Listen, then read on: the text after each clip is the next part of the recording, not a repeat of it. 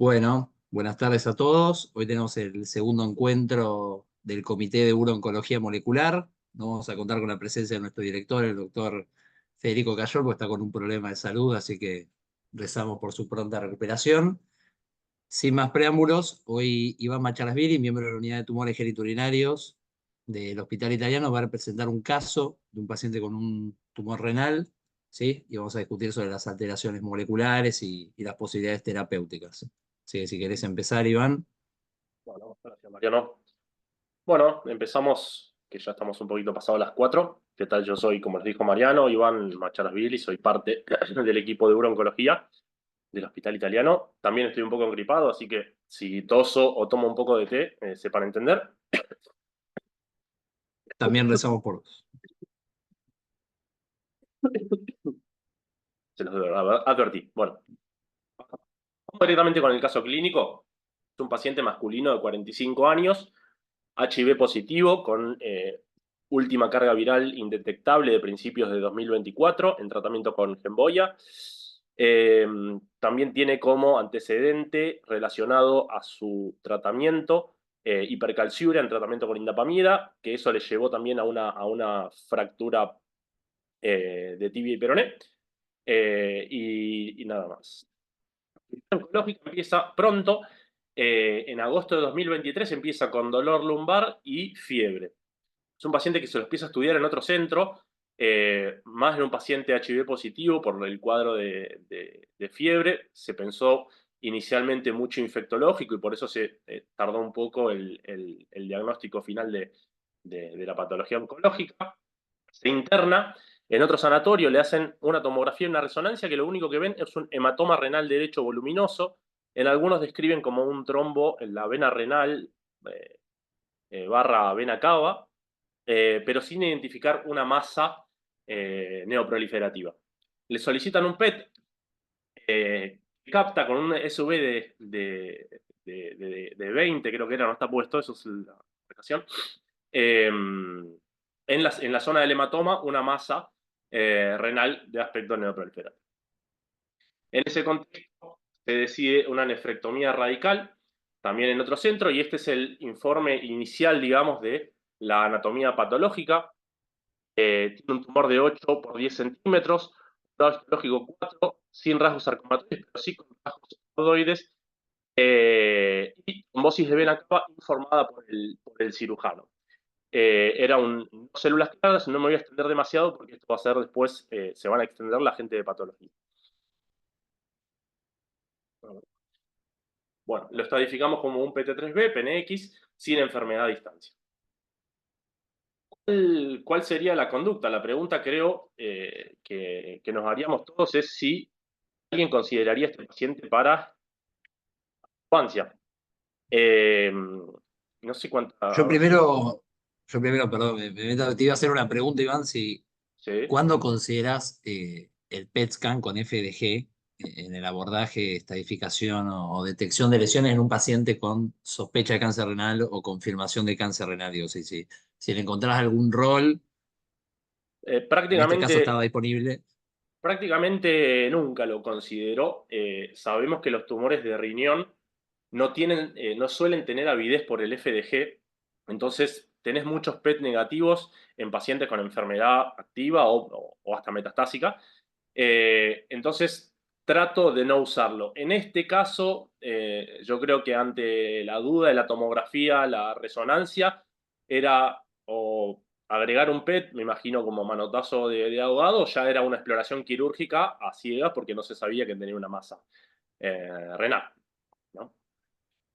Bien, bien. Pero teniendo la Eh, certeza, me parece que concordamos que no aporta demasiado más que los métodos convencionales con to- criterios morfológicos. totalmente, totalmente. Después Bueno, no sé si alguien quiere participar con respecto a la conducta, si no, no sé, digo, mi opinión, obviamente con lo que mostraste hasta ahora, es un paciente que de acuerdo a lo que vemos en la pieza quirúrgica tiene un riesgo alto de recaída, ¿sí? Por lo menos si vamos a los criterios del Keynote, un riesgo intermedio alto, ¿sí? Por ser un tumor invasivo en los vasos, eh, en las venas y lógicamente también por el grado elevado, ¿no? Es un grado 4, ¿sí? Así que es un tumor que esperamos unas posibilidades de recaída entre 30 y 40% a distancia, Con lo cual, al tener un componente de células claras, si uno va directamente, cierra los ojos y se aboca a los datos de lo que es el estándar y el estudio, sería candidato a ser pembrolizumab adyuvante, ¿sí? Porque con Este, esos datos hasta ahora este paciente creo que no tenía componentes de células claras. no tenía componentes. No, no tenía. Por eso, después me van a corregir capaz los patólogos que lo vieron mejor. Eh, pero yo creo que todavía no están incluidos No sé, pacientes eso es lo que define, claro. no células claras, seguro. Eh, vos, es cierto que uno cree que es un paciente que se puede beneficiar de inmunoterapia por los rasgos de la inflamación que tiene, un paciente con fiebre tumoral. Probablemente, no lo sabemos, pero es posible que es un paciente que se beneficie con inmunoterapia. Igual después lo vamos a retomar cuando hablemos ya en el estadio avanzado. En este caso, entre que era un paciente con una patología rara y que rápidamente empezó con síntomas nuevamente, no hizo adyuvancia. Perdón, se me trabó. Ahí está.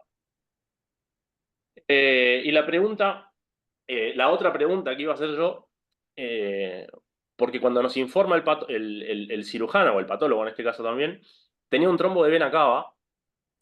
La pregunta es si alguien hubiese hecho un abordaje distinto, imaginemos un escenario más común, ¿no? No este que fue bastante raro, sino un paciente con un tumor de 8 o 10 centímetros con trombo de vena cava. Si lo hubiesen operado directo, si alguien hubiese hecho algo antes, no sé qué opinás vos, Mariano.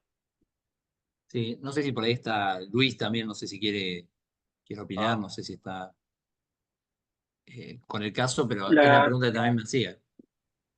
¿Hola? sí, la realidad que eh, es de pésimo pronóstico, ¿no? La infiltración y tener un trombo en la vena cava. Nosotros recientemente presentamos nuestra serie y había un subgrupo de pacientes en los cuales les hacíamos tratamiento neoadyuvante con resultados no, si bien no es estándar, uno podría plantear un tratamiento perioperatorio. Eh, no sé qué opinan los demás. Sí, sí, sí, a mí me parece que el objetivo del tratamiento preoperatorio, cualquier tumor renal y puntualmente, como planteaba este escenario Iván, si lo hubiéramos detectado antes de operarlo, es claro y tiene que ser hacer una cirugía de menos, ¿no? Que el paciente por el nivel del trombo que tenga se espere una cirugía de mayor complejidad, por ejemplo, que incluya un abordaje torácico junto con el abdominal, y el objetivo es hacer un tratamiento preoperatorio que sea bajar el nivel del trombo y que tenga otro tipo de resolución quirúrgica. Después no tenemos otro grado de evidencia para indicar neoadyuvancia o otro beneficio sobre vida libre de metástasis o ningún otro endpoint, ¿no? Habría que ver si a este paciente lo hubiéramos conocido, hubiéramos detectado el trombo, qué tipo de cirugía se hubiera planificado, si hubiera sido la misma, si se hubiera beneficiado de cambiarla para tener menos morbilidad. Pero hoy por hoy debería ser esa la indicación, ¿no? sí, ¿Y completa. le harías TKI solo, TKI combinado con inmuno o combo de inmuno? Yo definitivamente, porque tenemos obviamente experiencias subjetivas, si se puede llamar así, porque lo indicamos bastante por suerte en el hospital, la evidencia que hay es un fase 2 con axitinib, ¿sí? Cambió la conducta en aproximadamente un tercio de los pacientes. Eso lo cambió por la tasa de respuesta, así que lógicamente eh, tiene sentido y racional indicar combinación, si lo que queremos es más respuesta, y lo que terminamos usando muchas veces es nivo cabo porque tiene más tasa de respuesta objetiva, simplemente por eso. Completamente de acuerdo. La evidencia de neoadyuvancia es muy poca. En pacientes con trombo de vena cava, hay que discutirlo con los cirujanos, con el urólogo. Es más, las revisiones que hay hechas recomiendan eh, discutirlo con el equipo de trasplante hepático por el manejo de la vena cava, que tiene mucha más experiencia. Pero sin duda es para discutirlo eh, en un comité multidisciplinario, urólogo, cirujano vascular, como dije, agente de trasplante hepático, para ver cuáles son los objetivos de la cirugía, qué es lo que podemos lograr con la cirugía, qué es lo que dijo Mariano. lo poco que hay son estos, a grandes rasgos, ¿no? Los 2 trabajos del MD Anderson y uno de la Cleveland Clinic de Brian Rini, con pazopanib y axitinib, que tuvieron una discreta respuesta, una tasa de respuesta objetiva de 45% con axitinib. Y como dice Mariano, nosotros solemos hacer combinaciones de inmuno-TKI, nivo-cabo por ser el que más respuesta objetiva tiene, pero obviamente sin evidencia. Y el objetivo es poder reducir el tipo de cirugía que se va a hacer. Esto es lo que mencionó Luis, es el trabajo que presentó uno de los residentes, Rodney Ramírez, en conjunto con Mariano y Federico, que es la experiencia institucional en realidad era de tumores con trombocava, pero un subset de pacientes que habían hecho un tratamiento preoperatorio. Y entre un 40 y un 50% habían tenido disminución de tamaño del tumor y disminución de la estadificación por ciancio, que, como les había mostrado acá, es el nivel hasta dónde llega el trombo en relación a las venas suprahepáticas. Entonces, yo creo que es una estrategia aceptable, con poca evidencia, para capaz este paciente no, porque fue confuso el episodio, pero sí para otro también. Volviendo para atrás, ahí me quedó medio desfasado, algo que decía en el informe de anatomía patológica, en la inmunohistoquímica, la idea era que marque los de arriba, el ALK positivo difuso, y como el pase del negro Enrique a Maradona, le doy el pase a patología para que se explaye en este tema. Ya te estabas metiendo en terreno complicado. Hola, ¿cómo andan? Bueno, yo soy Emilia, soy residente de patología. Les voy a contar un poco esta parte del caso, con ayuda de Marian, creo que está conectada, y de Juli, seguro. Bueno, en principio, perdón por las fotos porque tienen muy baja calidad, pero el informe es externo, pero por lo menos tenía fotos de la macro y de la microscopía. Y a la macroscopía lo que se describe es que en polo superior, inferior y en tercio medio renal se observa un tumor friable, rojizo, de aspecto hemorrágico, que invade el seno, la pelvis y la vena renal de 10 centímetros. Y a la microscopía lo que se puede ver acá, como a bajo aumento en las fotos que encontramos, es que es un tumor predominantemente sólido, bien rosa, eosinófilo, eh, que bueno, a bajo aumento se veía que tenía células con un amplio citoplasma bien eosinófilo y núcleos bien pleomórficos, con núcleos prominentes. En esta foto de arriba se ve como que se dispone en nidos sólidos y acá abajo podemos ver como que tiene un patrón un poco tal vez más papilar. Y como se veía en la macroscopía, también se informa que tiene presencia de invasión del seno y extensión a la vena renal porque mandaron también el trombo tumoral. La siguiente.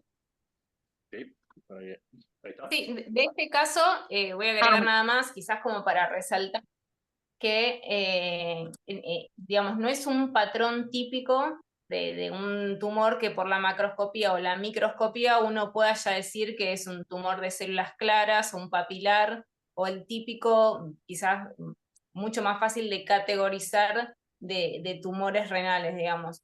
Hay veces donde uno por la macroscopía, la histología, ya puede hacer un diagnóstico sin tener que recurrir a estudios complementarios, y otras veces uno necesita recurrir a estos estudios para complementar el diagnóstico. Ahora Emi, bueno, nos va a contar un poco todo el panel de inmunistoquímica, que creo que está en la diapositiva anterior. La anterior, sí. ¿Vuelvo? Ahí está. Bueno. Una batería de inmuno que se le hizo a este caso por esto mismo que menciono.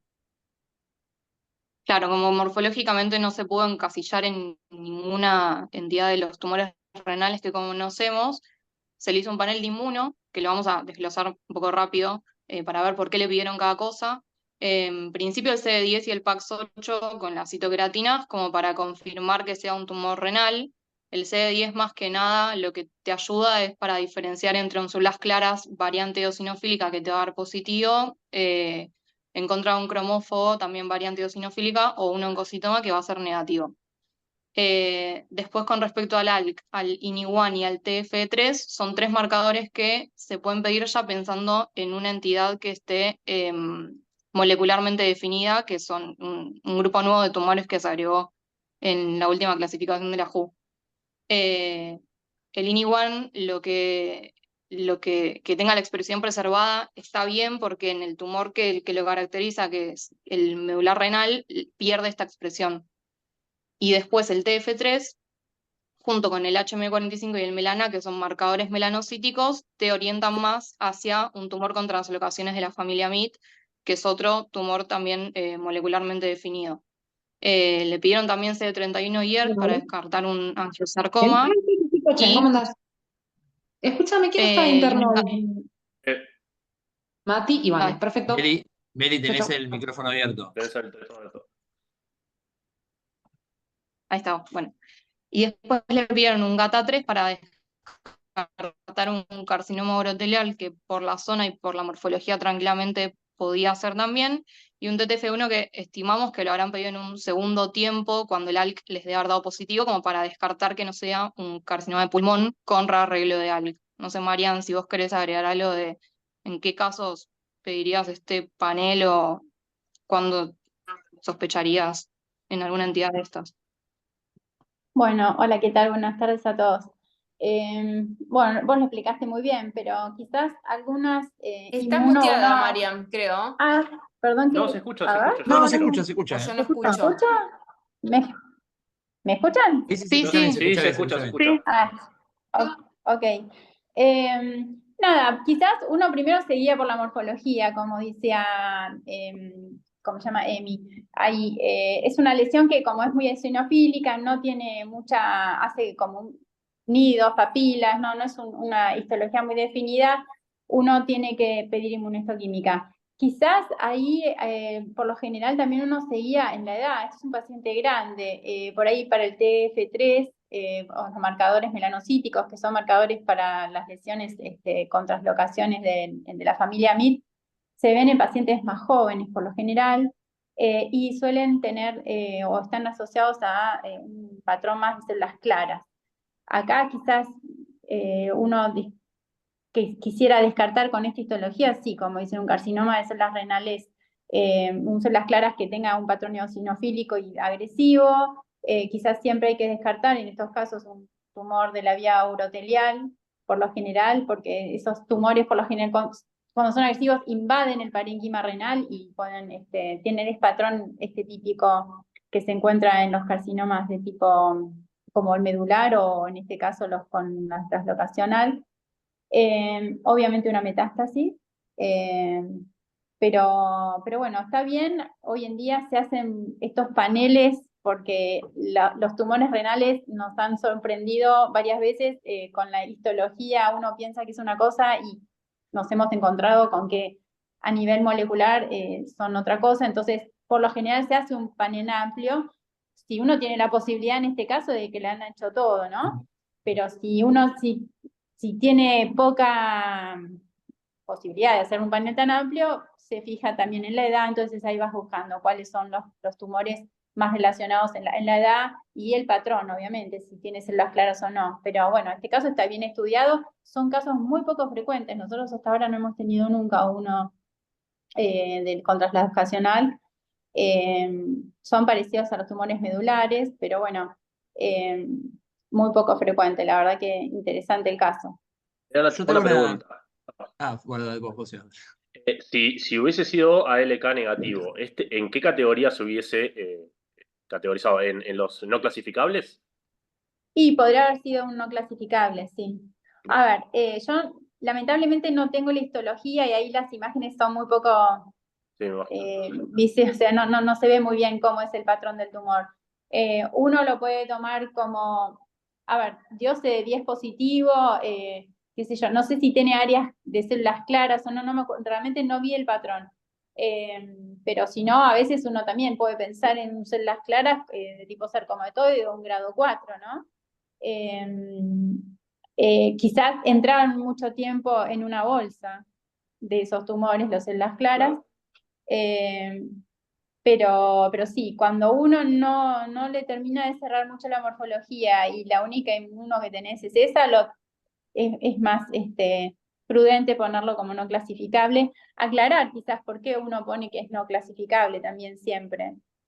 A nosotros nos ha pasado que tenemos a veces áreas de celdas claras bien definidas y a veces una lesión de carcinoma papilar, que es raro porque no existe la entidad de tumor híbrido en ese caso. Entonces los pones como inclasificable porque tiene, por ejemplo, 2 patrones en un mismo tumor. diferente. Que pasa mucho eso, ¿eh? No, que yo te iba a preguntar que en este caso quedó claro que la positividad de LK surgió de un panel extendido justamente porque por morfología no se lo podía clasificar dentro de ningún Claro. patrón. Pero si tenemos una histología identificada, células claras, papilar, ¿en qué momento quizás el patólogo sospecha y puede llegar a solicitar una inmunohistoquímica para LK? ¿O va a depender de que quizás el oncólogo lo solicite para explotar algún target terapéutico nada más? ¿O si está estandarizado cuando sospechar o cuándo pedir específicamente a ALK? No, el ALK en realidad, primero que es muy poco frecuente. Segundo, que la morfología son tumores muy agresivos, con áreas de por ahí de tipo rhabdoide, con áreas eosinofílicas, nidos, se parecen mucho a los carcinomas medulares, son tumores como con un patrón difuso, en un estroma muy desmoplásico, o sea, no es el típico tumor que uno ve de células claras que puede llegar a ser eosinofílico, o un tumor de traslocación donde vos ves que hay células claras que hace papila, o sea, tiene un patrón muy poco diferenciado. Quizás el diagnóstico de diferencia más grande sería un carcinoma urotelial, supongo. Claro. Pero quizás uno lo pide. En realidad el LK te diría por descarte, es el último inmuno que uno pediría en riñón. Bien, buenísimo, quedó claro.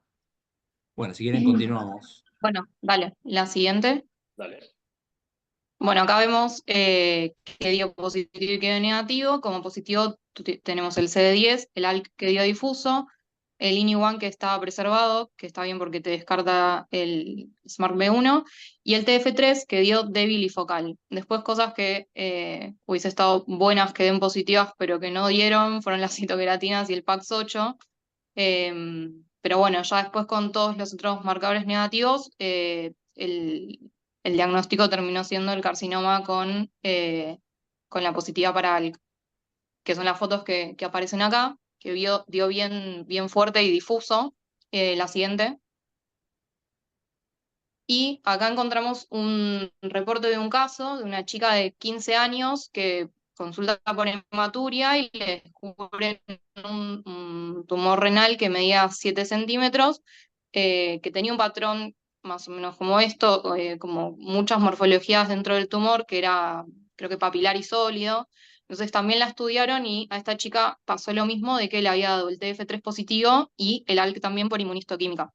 Y al hacerle el FISH, después se vio que el ALK había sido positivo, o sea, el arreglo estaba en ALK y no en TF3, entonces terminó saliendo como un tumor con arreglo de ALK, que es algo frecuente que puede pasar en niños, porque este tumor tiene como 2 edades de presentación en niños y en adultos, y nada, este reporte de caso lo que explicaba era que puede ser que los 2 marcadores te den positivos por inmunistoquímica, por lo cual después es importante poder hacerle el FISH para terminar de confirmar cuál de las 2 entidades es.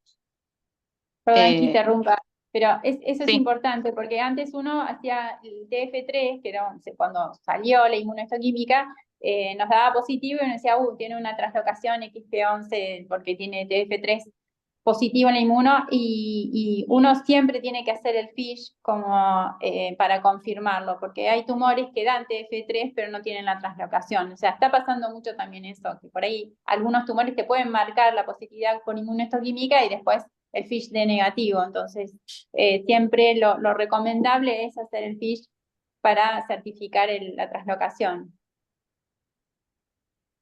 La siguiente. Bueno, y acá un poco lo que estábamos hablando, que salió como cuadro morfológico y con el inmunofenotipo de neoplasia maligna compatible con carcinoma de células renales, con expresión de ALK por inmunistoquímica.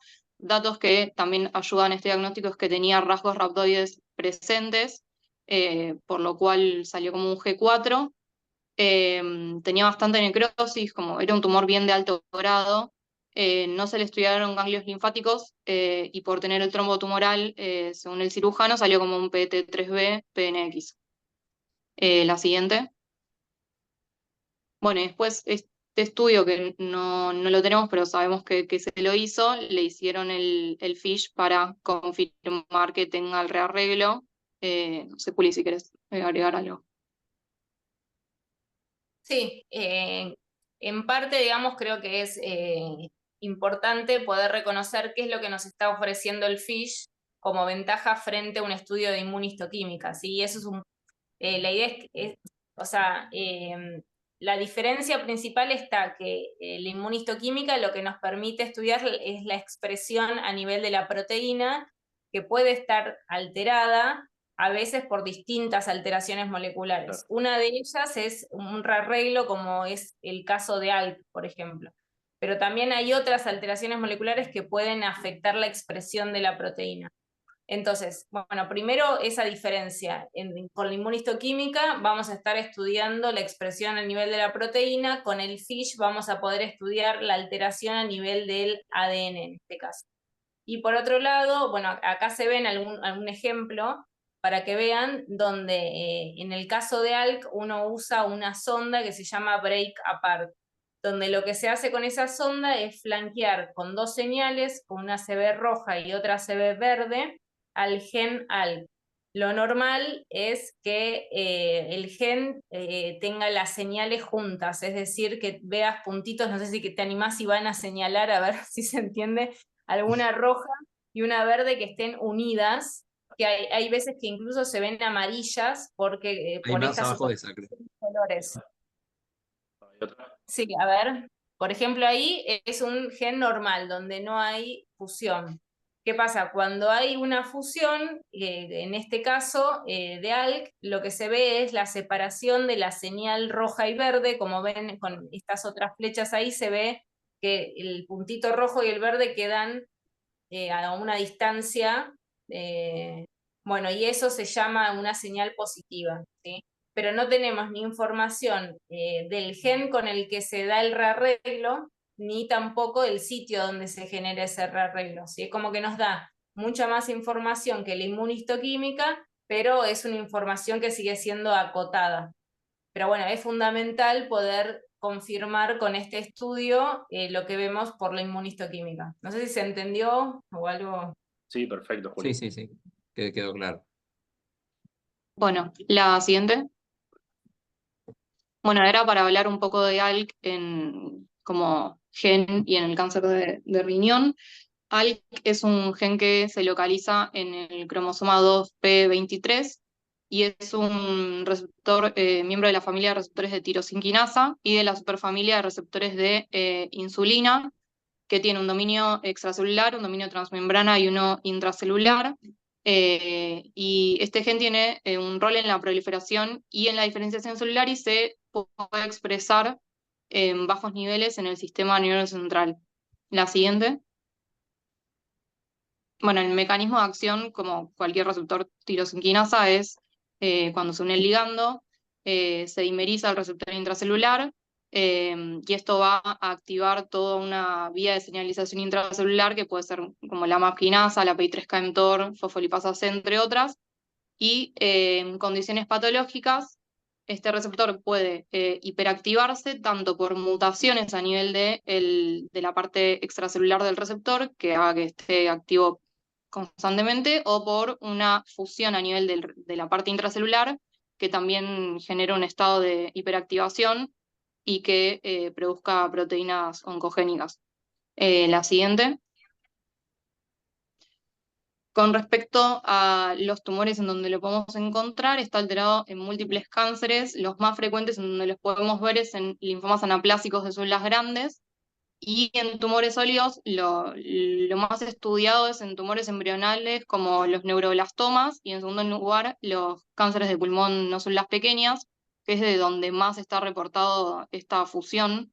Y bueno, con respecto al cáncer de riñón se encuentra en un 1,72%. La siguiente.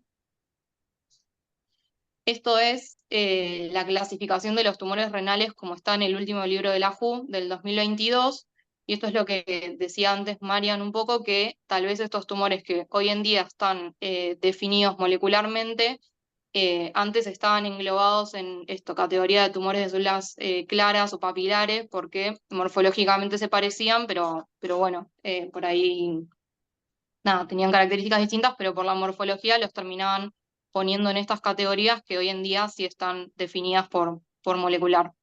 La siguiente. Bueno, y con respecto al carcinoma con el rarrelo de ALK, se describió por primera vez en el 2010, se encontraron 2 casos en tumores pediátricos que tenían la fusión BCL-ALK y, bueno, como dije antes, se encuentran más que nada como en 2 edades, en pediátricos entre los 6 y los 19 años, creo, y después tiene otro pico entre los 30 y los 60. En los cánceres renales pediátricos tiene una incidencia de un 3,5 a 3,8% y es mucho menor en los adultos, que es del 0,4 al 0,5.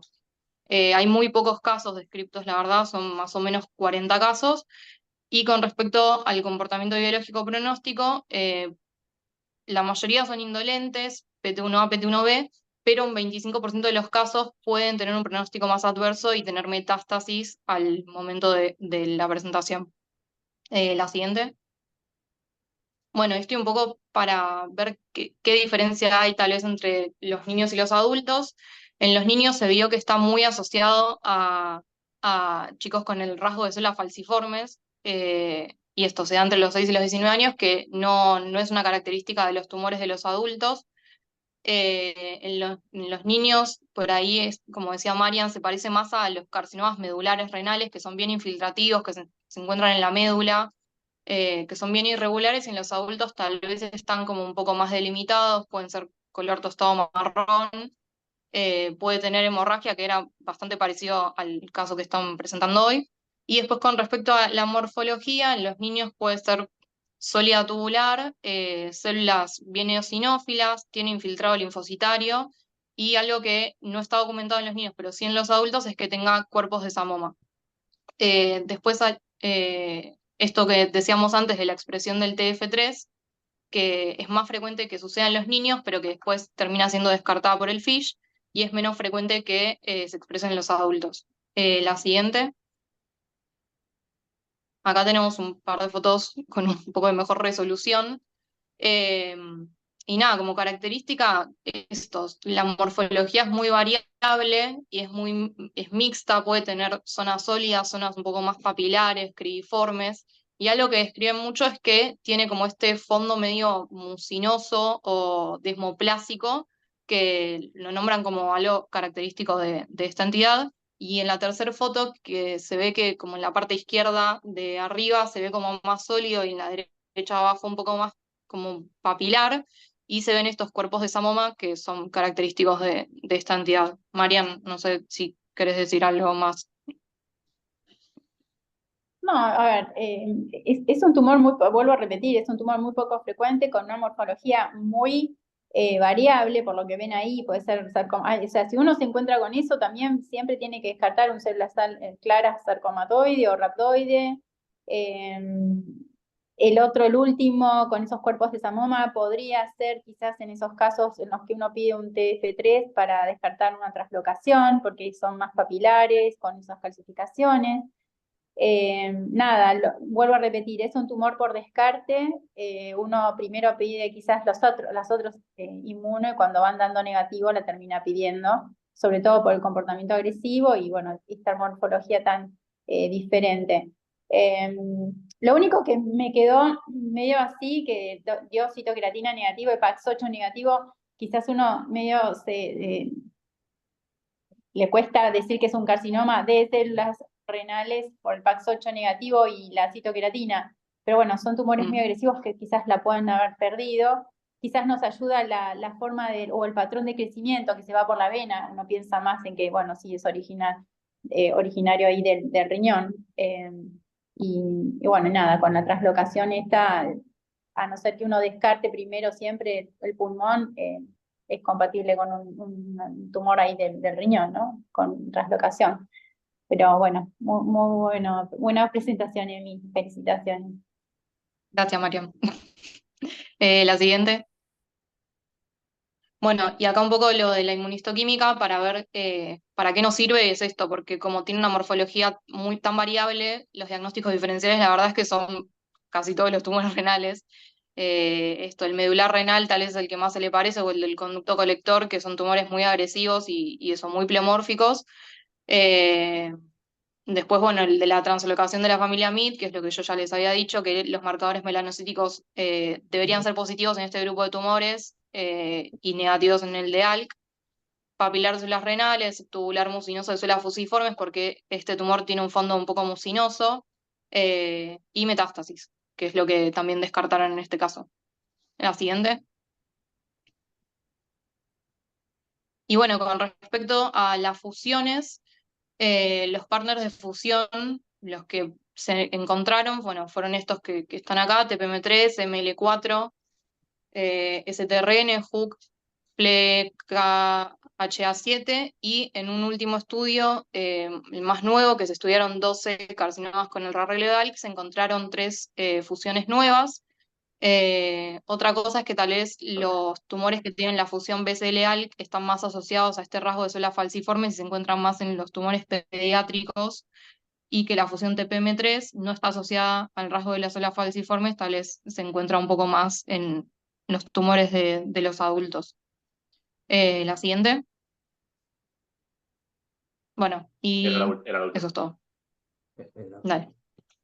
Bueno, Emilia, muchas gracias, muy bueno y muy claro, la verdad. Gracias. Bueno, Queda claro que tenemos que esperar el FISH, lógicamente, que nos va a aportar bastante información. Lo estamos encargando con Iván de perseguirlo, sobre todo para confirmar y también para ver el compañero que nos aporte un poco más de datos, ¿no? está en etapa de presupuestos, por Exactamente. obra social. Bueno, y yo para cerrar, la idea es hablar un poquito de medicina de precisión en cáncer de riñón, no general, sino dirigido un poco a lo que es ALK. Como bien dijo Emilia, son muy pocos los casos como para tener una evidencia fuerte y saber cómo tratarlo. Y vamos a ver con este caso al final que la estrategia en un tumor avanzado de este tipo es bastante interesante.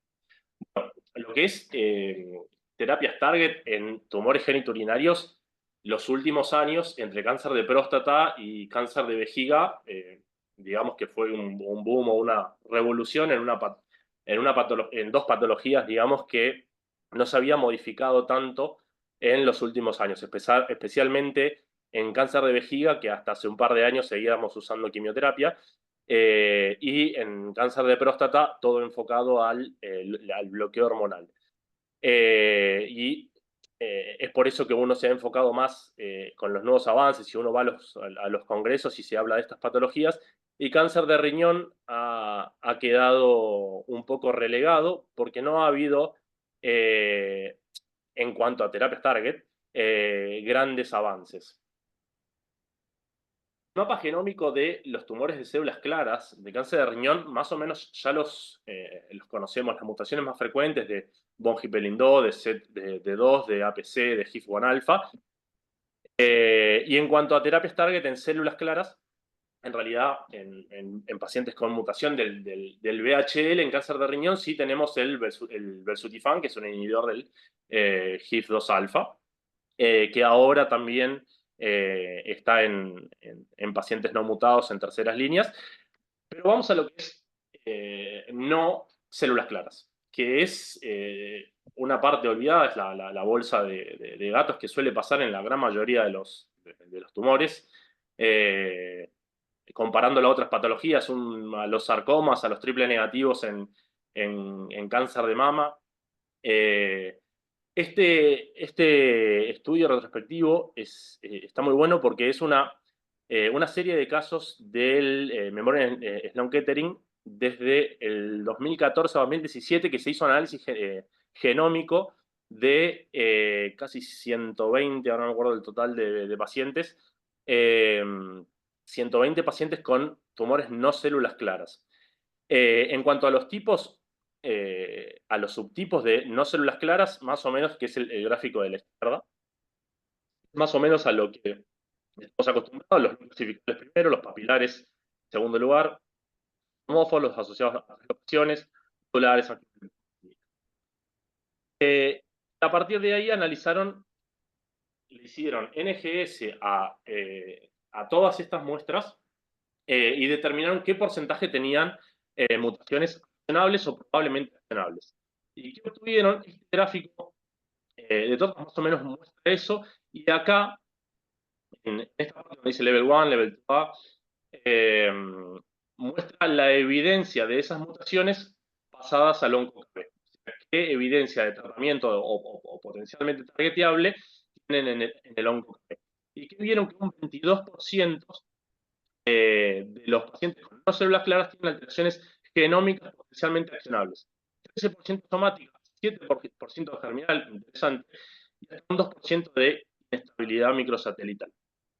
Ahora, pensándolo por subtipo histológico, los no clasificables, principalmente mutaciones de NF2 y ZD2, que no serían targetables hoy en día, los populares, mutaciones en el promotor de TERT, y sí, como ya sabemos, en el gen MET en casi un 9%. Eso es algo que ya es bastante sabido. En los cromófobos, un 63% de P53, que muchas veces asociamos mutaciones de P53 en otros tumores a peor pronóstico, y en este caso los cromófobos son de buen pronóstico.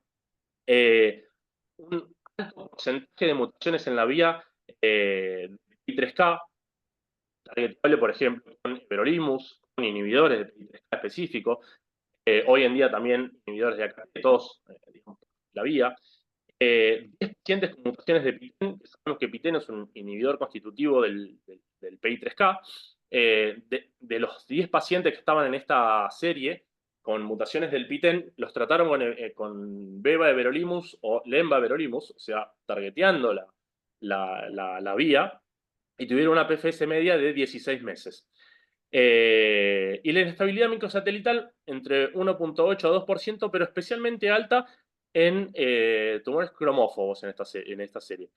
Y después lo que sí es interesante, el 7% de mutaciones germinales, principalmente la fumarato hidratasa, pero también después hubo un paciente con una mutación germinal de MET, una mutación de ATM, una mutación de CHEK2, una mutación de PALB2, una mutación de APC, bastante interesante pensando en los inhibidores del PAR, por ejemplo, por déficit en la recombinación homóloga. Me pareció un trabajo muy, muy interesante porque no hay una serie tan grande de este estilo, digamos. Y estos fueron los que yo les había mencionado, los potencialmente targeteables, están en un gráfico, principalmente el déficit de CDKN2A, pensando en targetables, bueno, como les dije, PITEN, amplificación del MET, PI3K, ATM, y acá está un paciente con una fusión de ALK. Ese paciente había sido tratado con entrectinib, que es un inhibidor de NTRK, pero también de ALK, y tuvo una PFS, por lo menos hasta donde fue descrito, de 19 meses solamente con entrectinib, con respuesta parcial. Y este cuadro, bastante presentado por Tom Powers en San Francisco de este año, que es un gráfico que muestra la respuesta objetiva y la PFS de los diferentes trabajos en pacientes no células claras. Porque al día de hoy todavía no sabemos cuál es el estándar de tratamiento para sea papilar, sea un cromófobo. Tenemos todas estas opciones. El gráfico está bueno porque depende del tamaño del círculo, es la cantidad de pacientes. Fíjense que la mayor cantidad de pacientes son entre 70 y 100 pacientes. Muchos trabajos de 25 50 pacientes, fase 2 principalmente. Los colores, digamos, el tipo de tratamiento explorado, y el círculo negro alrededor de los otro círculo, digamos, son los que son solamente tumores papilares. El trabajo del lenvatinib y pembro, bastante sorprendente, la tasa de respuesta y la eficacia en comparaciones a nosotros. Uno muchas veces pone como estándar al cabozantinib, por ejemplo, en tumores papilares. Y si uno ve el PubMed, que es uno de los trabajos que demuestra esto, es el tamaño de la muestra, la PFS, la tasa de respuesta. Entonces, digamos, la panacea. Lo mismo las combinaciones de inmunoterapia, el ipinivo, el pembro, el Keynote 427, con buenas tasas de respuesta, con una PFS bastante. Entonces, al día de hoy, tampoco tenemos un estándar en tumores no targeteables. Ya lo explicó mucho mejor que yo María Emilia, así que no voy a mencionar demasiado. Y acá sí, las drogas, los inhibidores de ALK, inhibidores de tirosina quinasa que más utilizamos en otro tipo de tumores, principalmente cáncer de pulmón. Crizotinib ya ha dejado bastante de lado, lorlatinib hoy tal vez el estándar de tratamiento en pacientes con cáncer de pulmón ALK mutado, donde hay acceso, y si no, alectinib o brigatinib también son muy utilizados. Los traigo a colación, porque estos es un gráfico bastante común en presentaciones de cáncer de pulmón, en donde muestran las PFS 1 y 2 con los tratamientos anti-ALK. Pacientes que antes con quimioterapia o antes de aparecer los inhibidores, quimioterapia más inmunoterapia, estos pacientes vivían menos de un año. Y fíjense cómo la PFS solo, no la sobrevida, llega hasta hoy en día hasta más de 36.7 meses con el lorlatinib. Entonces, estas son las curvas, digamos, solamente para mostrar lo eficaces que han sido estos tratamientos por la separación de las curvas. ¿Cómo funciona el alectinib? Que una de las drogas más utilizadas hasta que llegamos a tener el lorlatinib, un inhibidor de tirosina quinasa como cualquier otro, inhibiendo el dominio, como dije, tirosina quinasa, inhibiendo las vías que previamente mencionó María Emilia. Entonces, ahora hablamos de cáncer de pulmón, pero ¿cuál es la evidencia de inhibidores de ALK en cáncer de riñón? Prácticamente nula. La mejor serie de casos presentada en pacientes con cáncer de riñón ALK mutados fue por Sumanta Pal, hoy uno de los referentes de tumores genitourinarios y específicamente de cáncer de riñón, que describió a 3 pacientes que recibieron inhibidores de ALK en pacientes ALK mutados. Son estos 3 casos. Un paciente masculino de 66 años, que en la muestra tenía 70% de células claras y 30% un tumor papilar, como había mencionado Mariana en algún momento, que se podía dar en esos casos. El otro caso, una chica de 30 años, una mujer, con 100% de tumor papilar, y un señor de 85 años, una señora, perdón, de 85 años, también papilar.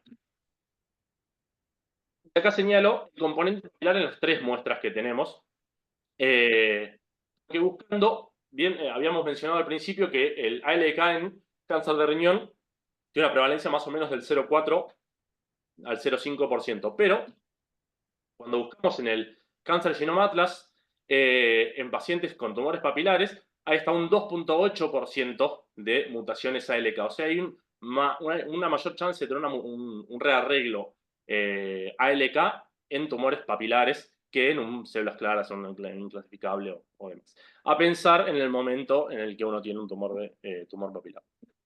¿Y cómo le fue a estos pacientes? Lo bueno de esta serie de casos es que tenía el seguimiento porque fueron tratados en su centro.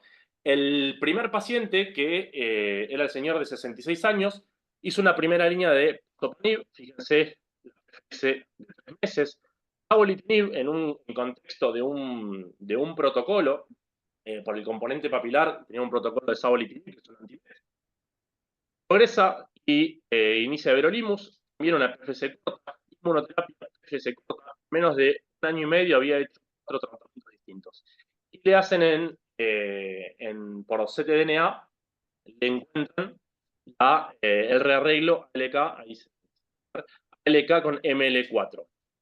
Al mes inicia Alectinib, un inhibidor de LK de segunda generación, y tiene una respuesta parcial, una disminución del diámetro total del volumen tumoral de casi 10 centímetros. La última evolución que tenía en este trabajo era un seguimiento de 9 meses, pero con respuesta parcial. El segundo caso, el caso de la chica de 30 años, una paciente que se opera, recae, hace savolitinib en el mismo protocolo, ser un tumor papilar, tiene una PFS de 4 o 5 meses, se hace de la misma manera por ctDNA y se encuentra el rearreglo LK-ML4. Inicia alectinib, la primera valoración tiene respuesta parcial y también tiene 9 meses de seguimiento hasta el último dato que tenemos de la paciente, pero otra respuesta parcial. Y este paciente, la señora de 85 años, se interpreta inicialmente en una masa pulmonar que se interpreta como, porque la primera biopsia dio negativa, le empiezan quimioterapia de urgencia, carboplatina o Cetaxel, tiene progresión y finalmente lo pueden biopsiar y encuentran la mutación, el rearreglo también L4, ML4, y las tres idénticas. Inicia alectinib también y tiene inicial a la primera valoración y un seguimiento de 6 meses. Una reducción del volumen tumoral total de casi 12 centímetros.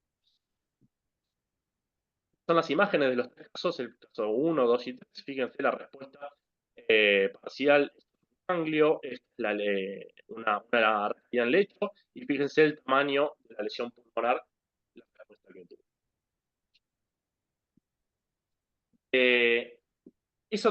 Después hay otro paciente, bueno, el paciente que habíamos mencionado con entrectinib, con 19 meses de seguimiento, y después un paciente que tenemos menos información con crizotinib con enfermedad estable. Son los únicos datos con evaluación de la respuesta en pacientes con inhibidores de LK.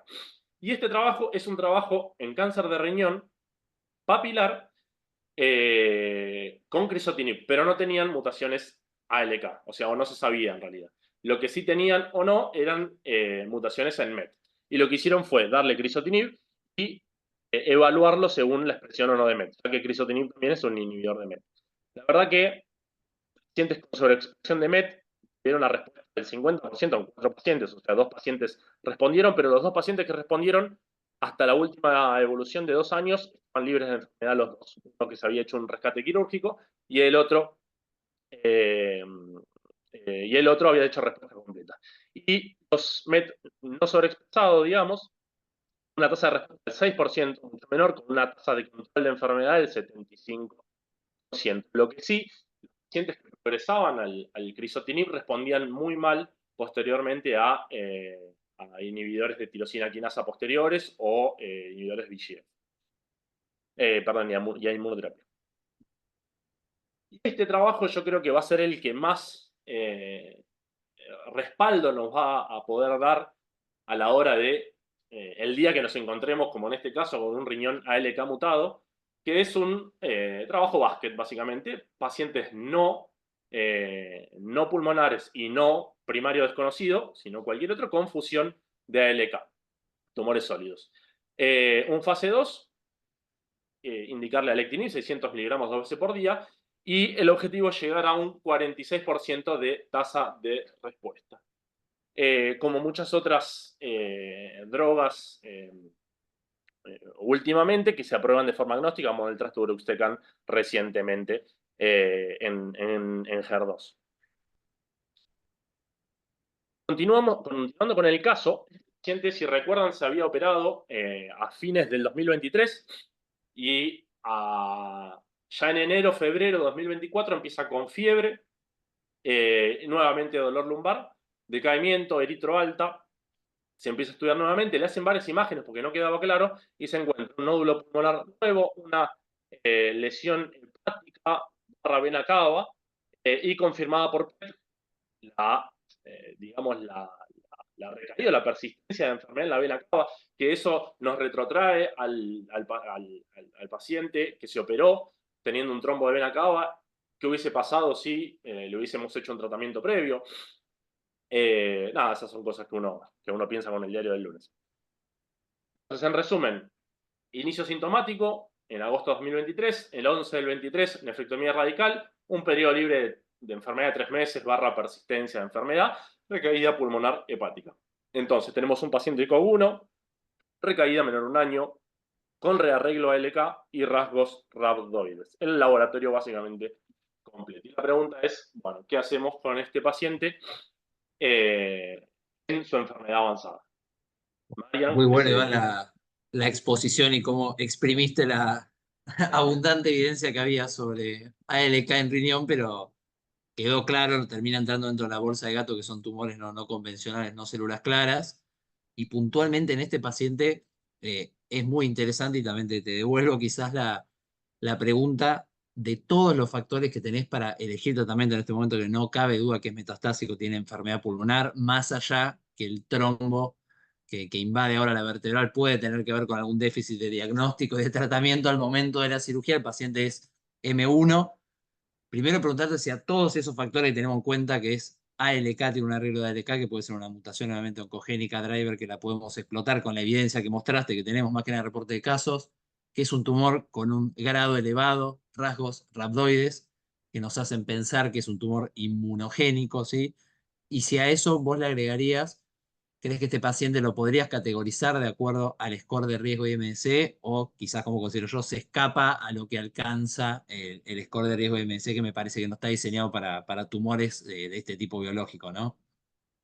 No, para nada, este paciente no entra, uno no va a basar su decisión terapéutica en este paciente en el score de IMDC, porque no es sus células claras, tiene un rearreglo LK, tiene muchas cosas inusuales que Sí, escapan sí, que exceden la posibilidad de beneficios eh, antiangiogénicos o eh, sobrevida con eso. exactamente, Y exactamente. entonces la pregunta sería claramente, me parece que nos tenemos que hacer todos, es si explotamos, suponiendo que tenemos la posibilidad de conseguir un inhibidor ALK como alectinib, lorlatinib, si explotamos esa mutación driver en primera línea, con lo cual nos da la intranquilidad de no estar exponiendo al paciente a inmunoterapia, ¿no? A un tumor de grado alto, un tumor que no deja de ser, o no lo interpretamos como un tumor renal, que sabemos que se benefician de inmunoterapia en primera línea. Me parece que esa es la gran pregunta, ¿sí? Un volumen de enfermedad no alto, ¿sí? Según tengo entendido, pero sintomático para el paciente, con lo cual queremos respuesta rápida, ¿no? Exactamente. Si uno no tuviese el ALK, este paciente, creo, con bajo volumen de enfermedad y rasgos rhabdoides, no sé vos qué opinás, pero capaz irías a una primera línea de ipinivo, Si me agarro de lo pensando, único que tengo, un tumor de riñón indiferenciado con características sarcomatoides rhabdoides, que no, quizás tengo bajo volumen, no puedo darle tiempo a la inmunoterapia y claramente indicaría nivolumab y pilimumab. Sí. Lo otro me parece que ensucia bastante la cancha y nos hace pensar en otra alternativa, ¿no?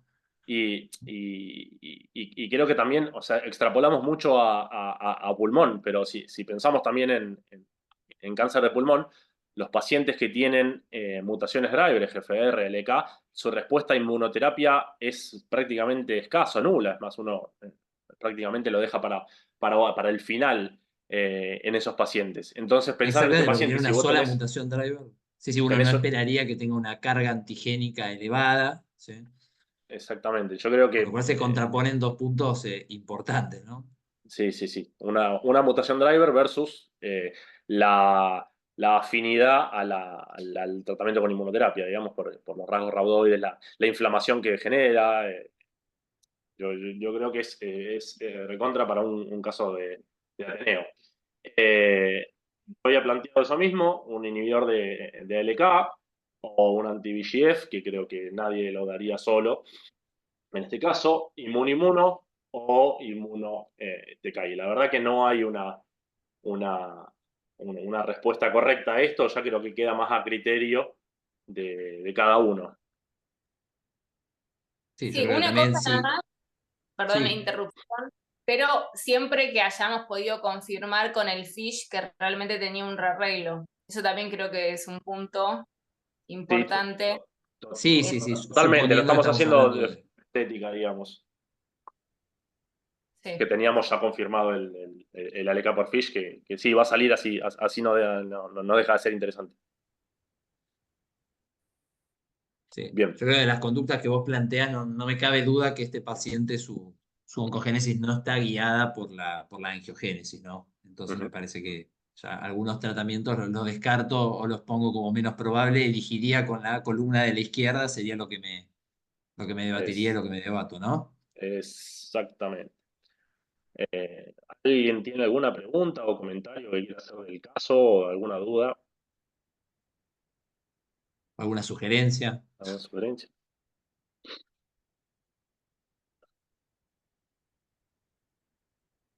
Bueno, no. Bueno, ¿Lo no, estudiaría, perdón, esperarías en este paciente también alta prevalencia de metástasis, lesiones cerebrales? Obviamente sabemos que no hay grandes reportes de pacientes con tumores renales ALK mutados, pero ya que no nos queda otra que en muchos aspectos extrapolar de pulmón, que sabemos que relacionado a la biología y a la presencia de ALK, como decía Emilia, también en el tejido cerebral, sabemos que son pacientes que hasta 40 o 50% en algún momento de la evaluación y sobre todo el diagnóstico tienen metástasis cerebrales.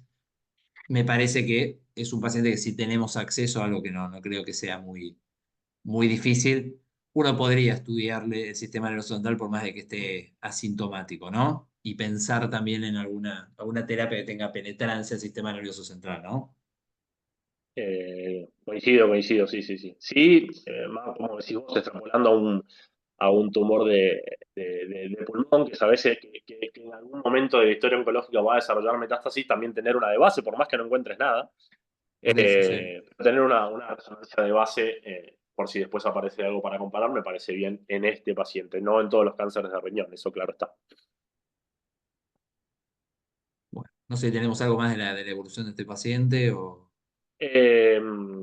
No, es un paciente bastante reciente, está pendiente el FISH, así que, bueno, cuando estén esos resultados, lo podemos tal vez comunicar en el próximo. Y Un tal vez molecular. lo podemos actualizar en algún otro Ateneo.